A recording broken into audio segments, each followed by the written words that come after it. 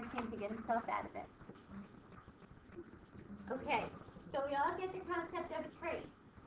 Can everybody make a tree?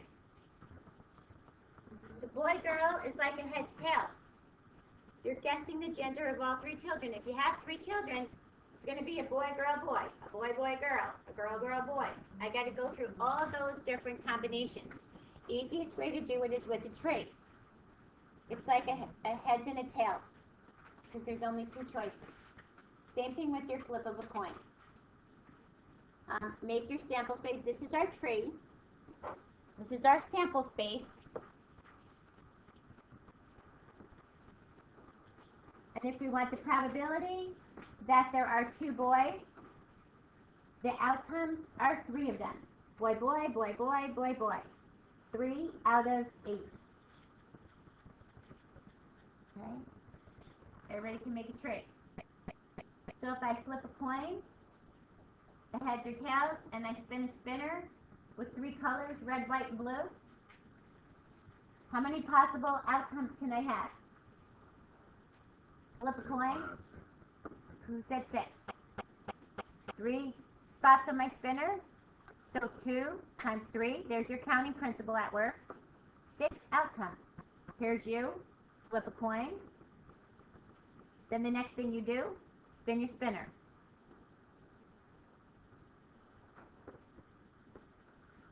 Six possible outcomes. A heads in a red, a heads in a white, a heads in a blue, a tails in a red, a tails in a white, a tails in a blue.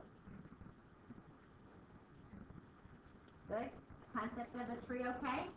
It helps you get all your possible outcomes. From your outcomes, you can do your probabilities real easy. A student must choose, God bless you, from 7 classes to take at 8 a.m. This might be you guys next year. 4 classes to take at 9 a.m. and 3 classes to take at 10 a.m. How many ways can a student arrange a schedule? This is your counting principle. Look how many different ways you can arrange that schedule with all those possible courses. 84 different ways. The next part, you just have to label, are they empirical, theoretical, or subjective, or classical. You can call classical theoretical, you could call empirical experimental, as long as you get it in the right category. So the chance that corporations A stock will fall today is 75%. That's subjective. It's got a lot of background information in there and a little bit of my gut feeling in there. Okay? And generally, you're going to see those percentages be kind of rounded. They'll be like, but even by tens more so. 20%, 30%, kind of like the chance of rain. 40%. You never hear 42% chance of rain. That's too exact for a subjective. The probability that a person can roll his or her tongue, okay, is experimental, empirical. I get that from my experiment, from asking everybody in here to roll their tongues. They'll make that little roll of the tongue. So I ask this group, there's 20 people in here, I check how many people roll their tongue. It's not a theoretical one, because it'll change with every group. The probability of rolling a 2-sided die and getting a sum greater than 9 is 1 out of 6. This is theoretical, classical. This will always happen this way. We good with definitions? Yes. Is it always like that? So always theoretical is classical, experimental is empirical, and then like when you put your own ideas into it, it's subjective? Like, I don't care if you call this theoretical. I tend to call it theoretical. The book calls it classical. I call it experimental. Empirical is the proper word for it. But if you get one of those words, I'm fine. I'm fine. You're in that category. Hey, Michael. Okay. Using the chart, find the probability that a randomly selected firm will have at least 10 employees.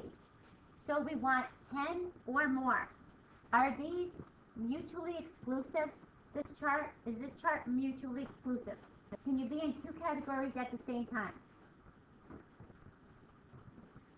Can you be in 2 categories? No. So you're either a 1 to 4, or a 5 to 9, or a 10 to 19. So this is mutually exclusive. So 10 or more, we're adding up this, this, and this. This is an or statement. 10 or more, and nothing overlaps. So we add them up. Find the probability that they will have fewer than 20. Fewer than 20, we just went the opposite way. We added these up. There's no overlap to subtract. Leave it in percentages, which would make more sense. Good? This is why you have to do your review. Your review is going to help you for your test. Okay, 17 and 18 go off this table. Remember the given. The given comes first. Find the probability that a student failed given that the student took the exam for the first time. This is the part we care about first, that the student took the exam for the first time.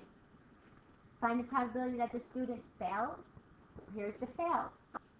Here's my failed. Where did they intersect? Right here. So I really can't use this one, this total, because I maybe should use this total. So I use my total. What happened there? Oh, I'm sorry. Given. Oh, my mistake. Do that one again. This is my given. I'm looking at the next one. This is my given. I can only stay in this bracket. So I got to use this over this. That was my mistake. And how many decimals do we go to in probabilities? 3 decimals. 3 decimals. Find the probability that the student repeated the exam, given that the student passed. Well, we first care about that the student passed. We stay in here, the repeat over the total. Remember the given. The given, stay within the lines. Stay within that line. If this is an and, find the probability that they took it for the first time and failed. And failed, that has to happen at the same time. So if they took it for the first time, it's here. They failed, it's here. This time, it's this one over this. On an and statement. Okay. You're getting or statements, you're getting and statements, you're getting given statements. All up those charts. Can everybody read those charts okay? With the given and then and? And if it's an or, find the first time that they passed. Or find the first time that they repeated. So if I said this,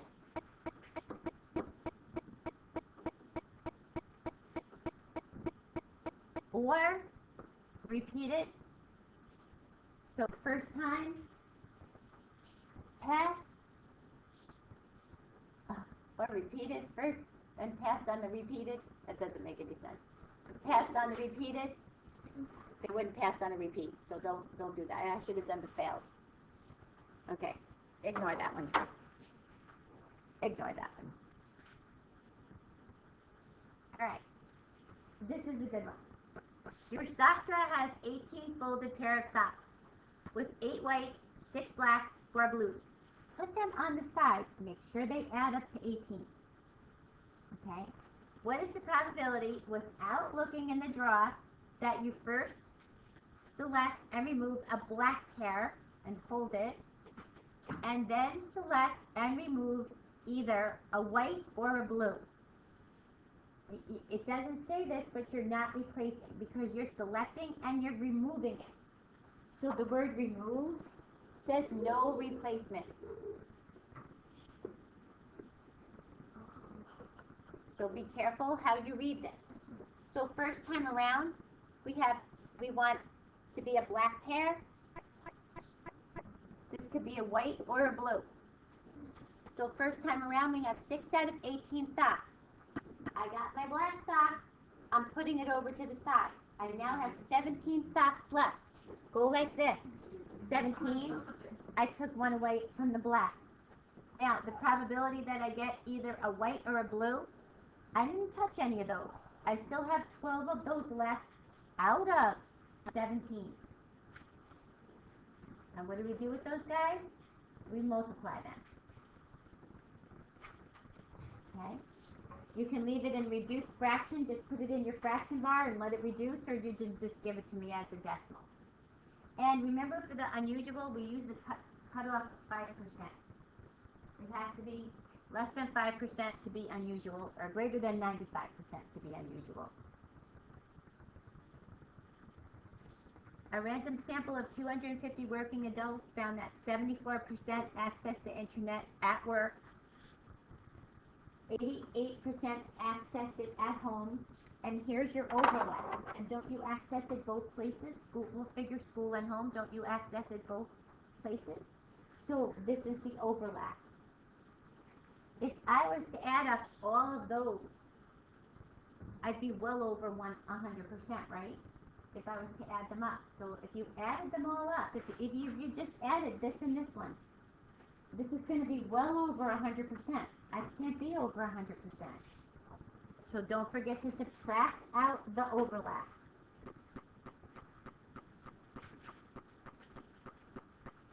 And this is high. It's a high overlap.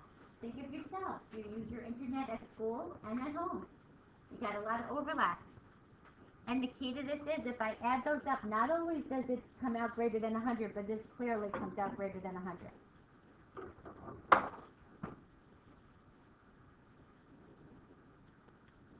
Got it? Ask me any questions. This is important. So are these mutually exclusive? Accessing your internet at home and at work? No, they're not. They can happen at the same time. Good. Okay, cards. A card is selected at random from a standard deck of 52 playing cards. Find the probability that the card is between a 4 and an 8, inclusive. What does the word inclusive mean? What does it look like, the word? Including. So I need to include 4 and 8. Therefore, I'm looking for these cards.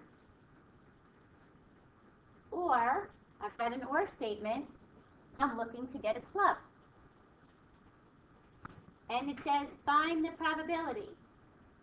So, you have a number of ways you can do this. You can build your probabilities as you go. You can put your over 52 at the end. Just don't leave me 28 ways.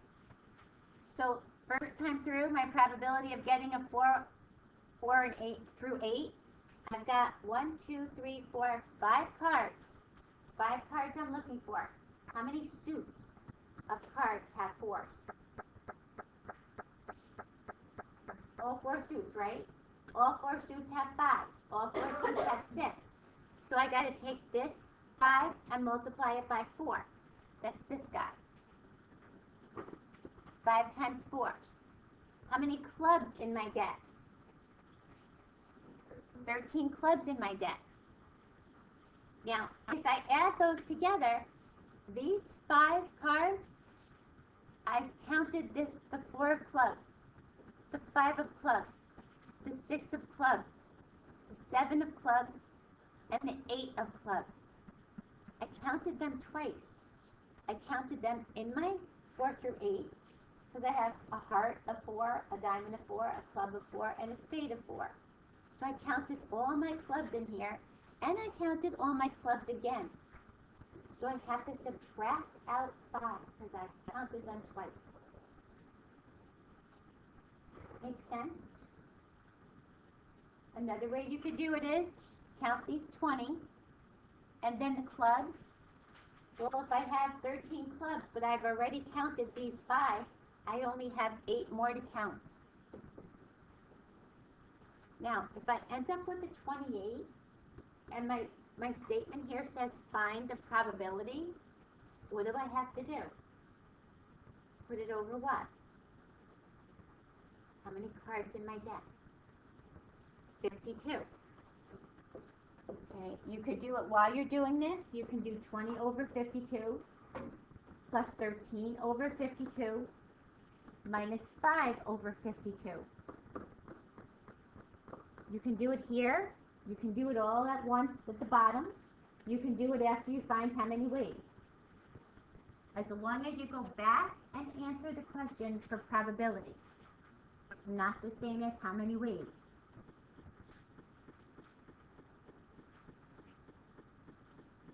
You're awfully quiet.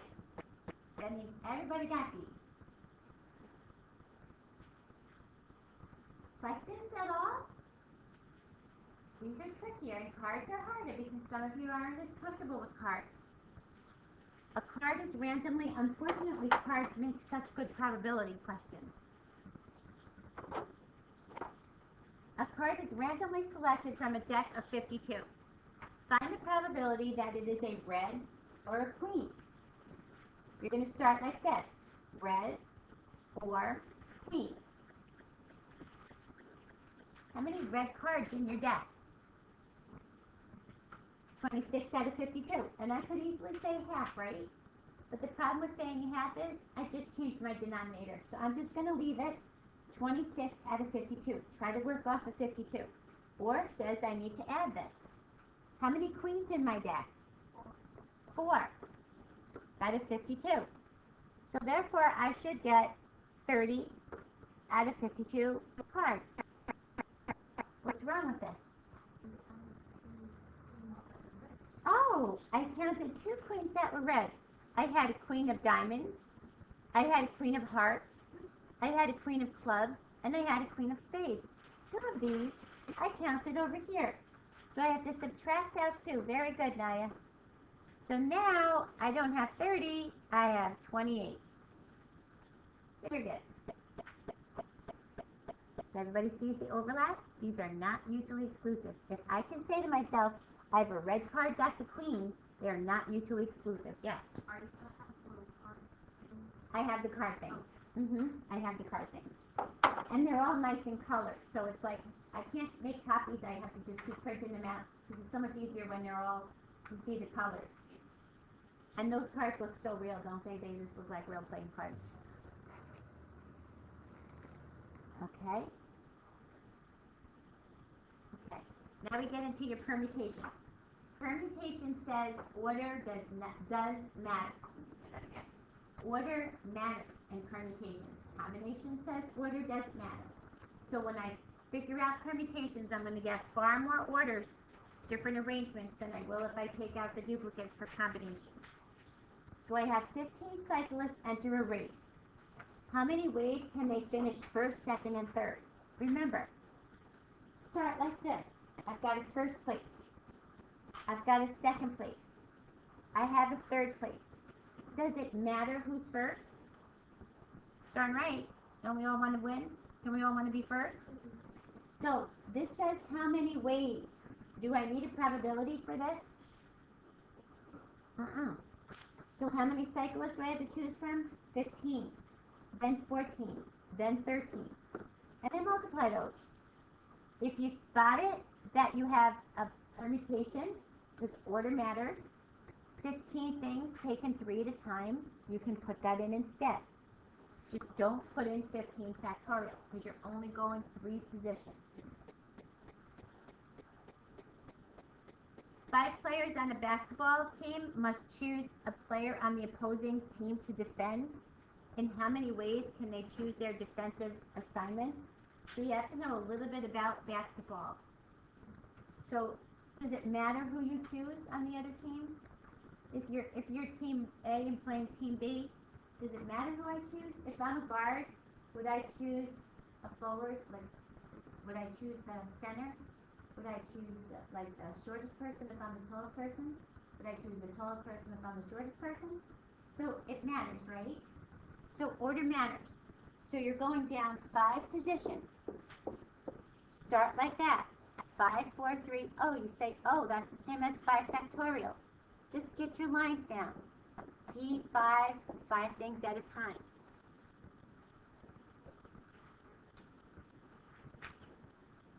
Okay? If on the test there's something that you don't understand that I give you a problem with, and the problem itself you just don't understand, don't hesitate to come ask me. I don't think I put anything tricky like that on there because you'd have to know a little bit more about basketball. But I might have a couple of card things on there. Okay. So now we get into a little combinations. Combination says order doesn't matter. I want a committee. I want a group. I want a team. I want a pair. An employer must hire 2 people from a list of 13 applicants. In how many ways do I want a probability? Do I want a small number or a big number out of this? A number less than 1 or a number greater than 1? Greater than 1, I want how many ways? Can an employer choose to hire 2 people? Does it matter what order he hires them in? No. So he has 13 to choose from, 2 at a time. Okay, 78 different ways he can hire 2 people. It's a lot of different ways still, isn't it? Would you think that was that many? There's a lot of different ways.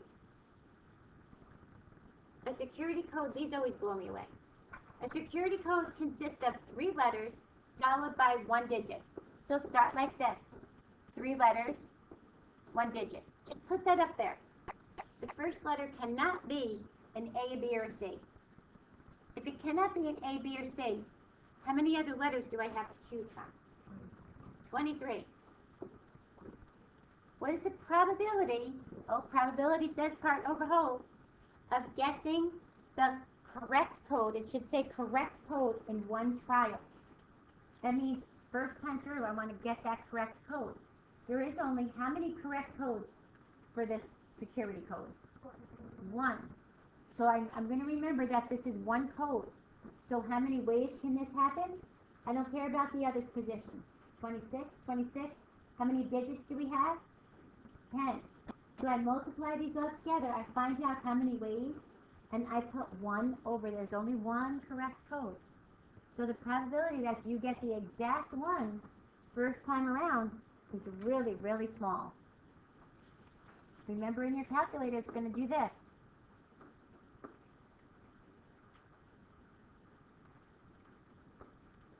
So are you going to give me this? No, because probabilities cannot be greater than 1. So you look to the E, and the E says, oh, this is a scientific notation number. Move this 6 positions over. So give me 5 decimals, and give me your answer. It's a very small number. Very unlikely that I'm trying to guess the security code first time through.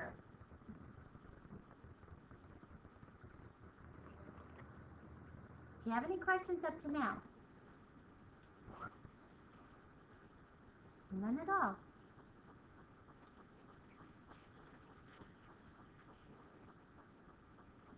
This is like your Monday, because yesterday you didn't have to get up early. So this is like you're getting up early on Monday. So quiet. Okay, this is a good one. This has got a lot of things going on. Remember, probability is part over whole. So specific over generic. Part over whole. If you remember specific over generic, this is going to help you. All right, I have 200 calculators. Can I tell the difference between any two calculators? So it doesn't matter what calculator I pick. So if it doesn't matter what calculator I pick, it's a combination. So right away I know it's a C. I have 3 defectives. So I have 3 defectives out of 200. So how many are good? 197. So we know these are good or non-defective. Non-defective means the same thing as good. Find the probability, part over whole, that there will be no defective calculators. In other words, I want all good ones, right? I want them all to be good. How many do I have to choose from to be good? 197. How many do I want? Well, I want 3. I just didn't write that. Oh, here it is, in a sample of 3. I want to choose 3. Start like this. Just write yourself out words. I want the good calculators because no defective, that kind of sounds weird. No defective means they're good. So I got 197 to choose from. I want 3. Does it matter what order I pick those calculators in? That's a combination. So right away I start like this. And I say, okay, there's my answer. But I look back and I say, oh, probability. Probability has to be a number between 0 and 1, right? So I found out how many ways to do this. Now I have to build a probability. So that's my specific part. I wanted 3 from 197. out of my generic part, any 3 calculators from how many? 200. Just start real basic. Start with writing yourself words. Choose 3, any 3 combinations. Put your saves, put a 3 here. How many are non-defective? 197. When I do this in my calculator, I say, oh, that can't be a probability. So I say, what is that? Any 3. 200, 3. Find the probability that they are all defective. So I want 3 defective calculators. So I start like this. 3 defective calculators, well, that gives me 1. So does that mean this is going to always happen? No, because I have 200 calculators. So therefore, over any 3 calculators that I choose, that'll give me my probability. And won't it be small? What are my chances of picking out of 200 calculators the exact 3 that are defective? You always add a little subjectivity in there because aren't we the unlucky ones that always get the bad ones, right? I always pick one that doesn't work. So it's very, very small. Again, watch the E thing in your calculator.